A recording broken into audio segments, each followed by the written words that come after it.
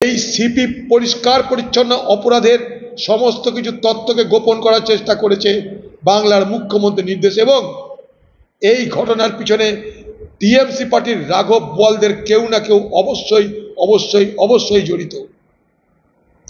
CP Sandeep Ghosh যাদের কথা বলা হচ্ছে, এতে শুধু কাস্টোডিয়াল ইন্টারোগেশন নয়, নার্কো টেস্ট করা দরকার। যারা প্রকৃত অপরাধীদের নাম ঘোষণা করা হোক বা ধরা হোক। সিবিআই কি বলেছে যে প্রকৃত অপরাধীদের ধরো না বা ধরে আমাদের হাতে তুলে দিও না? একথা কেউ কিন্তু বলেনি। কিন্তু মুখ্যমন্ত্রী এবং এই সিপি পরিকল্পিতভাবে যখন ট্যাম্পারিং করার চেষ্টা করলো, অর্থাৎ যে সমস্ত সাক্ষ্য প্রমাণ সেগুলোকে যখন নস্যাৎ করার চেষ্টা করলো, সেগুলোকে যখন এদিক ওদিক করে দেওয়ার চেষ্টা করলো, তারপরে বাংলার মুখ্যমন্ত্রী কি করছে? তারপরে বাংলার মুখ্যমন্ত্রী মিছিল করে বলছে গ্রেপ্তার করো, সিবিআইকে চ্যালেঞ্জ দিচ্ছে। তার মানেটা কি? তার মানে তার আগেই সিপির কাছ থেকে মুখ্যমন্ত্রীর কাছে বার্তা গেছে যে মোটামুটি আমরা যা তথ্য প্রমাণ সেগুলোকে ট্যাম্পারিং করার ব্যবস্থা করেছি। নাহলে রবিবারের মধ্যে ধরতে পারবে। মুখ্যমন্ত্রী যেখানে বলছে সে তো পুলিশের কথাতেই বলেছে। বিনীত গোয়েল এটাও বলেছিল, মনে করে দেখুন, যে আরো যেগুলো আছে 4-5 জন যেসব বাকি থাকতে পারে সেগুলোকে আমরা ধরে ফেলবো কয়েকদিনের মধ্যে বলেছিল। আজ কেন ধরা হচ্ছে না? এই নির্যাতিতার মা সে বলে দিয়েছে যে তাকে কিভাবে হেনস্থা করা হয়েছে, তাকে কিভাবে সুইসাইডের কথা গল্প করা হয়েছে, তাকে 3 ঘন্টা ধরে কেন বসিয়ে রাখা হলো, সেই ঘর কেন ভেঙে দেওয়ার ব্যবস্থা করা হলো। তার সঙ্গে পাশাপাশি সিপিকে নিজে প্রেস কনফারেন্স করে আন্দোলনকারীদের বিরোধিতা করতে হচ্ছে, মানুষকে বোঝাতে দায়িত্ব নিতে হচ্ছে কার নির্দেশে কেন। দেখুন, শুধু গ্রেপ্তারি করলে তো হবে না। এরা গোটা তদন্তটাকে বিপথে পরিচালনা করার চেষ্টা করেছে। এই যে সিপি, এর অতীত রেকর্ড কি? কামদুনি কাণ্ডে অপরাধীদের রক্ষা করার জন্য মুখ্যমন্ত্রী মমতা ব্যানার্জির নির্দেশে সব রকমের প্রচেষ্টা করেছে। তাই কামদুনি কাণ্ড সকলের নজরে এলেও, কামদুনি কাণ্ডের ভয়াবহতা সবাই আমরা জানলেও, সাজা বা অপরাধীরা শাস্তি কি সেভাবে পেল যেটা আমরা চেয়েছিলাম? কারণটা কি?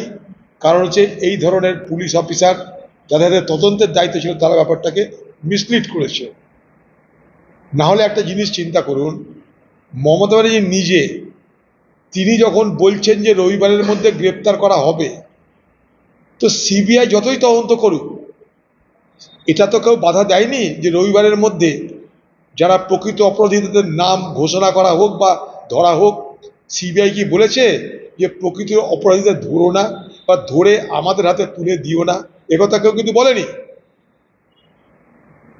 কিন্তু মুখ্যমন্ত্রী এবং এই সিপি পরিকল্পিতভাবে যখন ট্যাম্পারিং করার চেষ্টা করলো, অর্থাৎ যে সমস্ত সাক্ষ্য প্রমাণ সেগুলোকে যখন নস্যাৎ করার চেষ্টা করলো, সেগুলোকে যখন এদিক ওদিক করে দেওয়ার চেষ্টা করলো, তারপরে বাংলার মুখ্যমন্ত্রী কি করছে?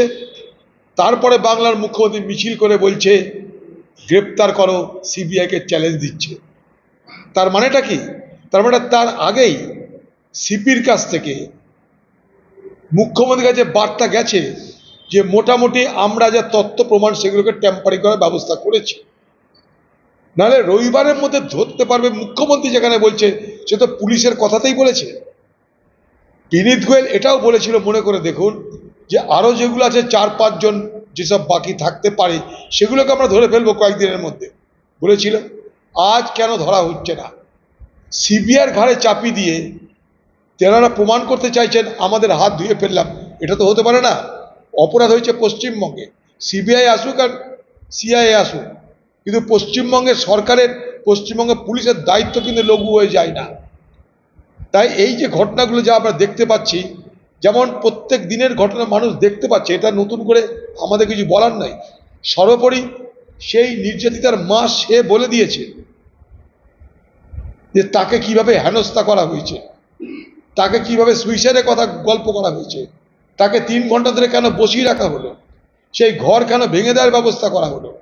তার সঙ্গে পাশাপাশি সিপিকে নিজে প্রেস কনফারেন্স করে আন্দোলনকারীদের বিরোধিতা করতে হচ্ছে, মানুষকে বোঝাতে দায়িত্ব নিতে হচ্ছে কার নির্দেশে কেন। তো স্বাভাবিকভাবেই সিপি সন্দীপ ঘোষ যাদের কথা বলা হচ্ছে, এতে শুধু কাস্টোডিয়াল ইন্টারোগেশন নয়, এবারে নার্কো টেস্ট করা দরকার। এই সিপি পরিষ্কার পরিচ্ছন্ন অপরাধের সমস্ত কিছু তথ্যকে গোপন করার চেষ্টা করেছে বাংলার মুখ্যমন্ত্রীর নির্দেশ, এবং এই ঘটনার পিছনে টিএমসি পার্টির রাঘব বোয়ালদের কেউ না কেউ অবশ্যই অবশ্যই অবশ্যই জড়িত। দেখুন একটা জিনিস, একটা আসামি তাকে ধরা হলো, সঙ্গে সঙ্গে বলছে আমি ধর্ষণ করেছি, ফাঁসি দিয়ে দাও।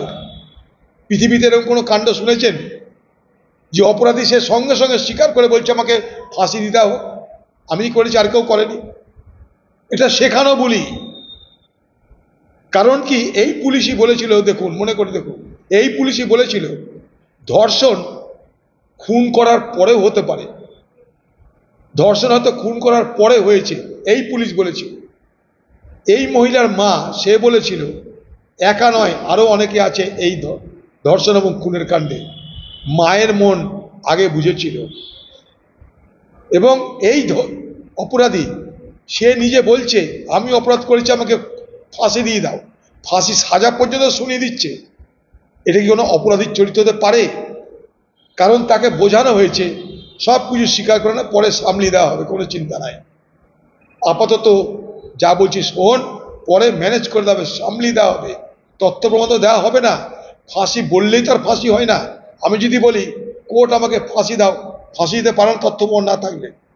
ঠিক একইভাবে পরপর ঘটনাগুলো যদি দেখেন, তাহলে নিশ্চয়ই সেখানটায় অনেক বিষয়গুলো সন্দিগ্ধ হয়ে উঠছে। আমি তদন্তকারী নই, কিন্তু সন্দিগ্ধ নিশ্চয় হচ্ছে আমাদের মন। তার জন্য প্রথম দিন থেকে বলেছিলাম, এর আগে সারদা কাণ্ডে বিপদে পরিচালনা করেছে এখানকার পুলিশ, কামদুনি কাণ্ডে বিপদে পরিচালনা করেছে, অতএব সিবিআইকে সন্দেশকারীদের মার খাইয়েছে ইডিকে। অতএব সিবিআইকে বিপদে চালিত করার জন্য পশ্চিমবঙ্গের প্রশাসনের কোনো অভাব নেই, তাদের কুকীর্তির কথা আমাদের কারো অজানা নেই। দেখুন, খাদিম কাণ্ডের অপরাধীকে আরব থেকে গ্রেপ্তার করার ব্যাপারে এরা সব পারে, এটা কি পারছে না? সেই রাজীব কুমার তো এখনো আছে, কেন পারছে না? তো চুটকি তাদের কাছে। তথ্য প্রমাণ লোপাট করা হয়েছে, অবশ্যই এ প্রশ্ন দিনের পর দিন বাড়ছে। এই যে যাকে ধরা হয়েছে, সে সব জানে না, আধা জানে না, খানিকটা জানে, এ প্রশ্ন তো উঠছেই। একজন ধরা পড়ার সঙ্গে সঙ্গে কি করে বলে আমি করেছি, ফাঁসি দিয়ে দাও? অতএব এই সিপি এবং এই তদন্তের সঙ্গে জড়িত যে সমস্ত পুলিশ অফিসার, তাদের সকলে কিন্তু ইন্টারোগেশন হওয়া দরকার। প্রয়োজনে নার্কো টেস্ট হোক, এখানকার সিপির, এখানকার ওই প্রিন্সিপালের নার্কো টেস্ট হোক,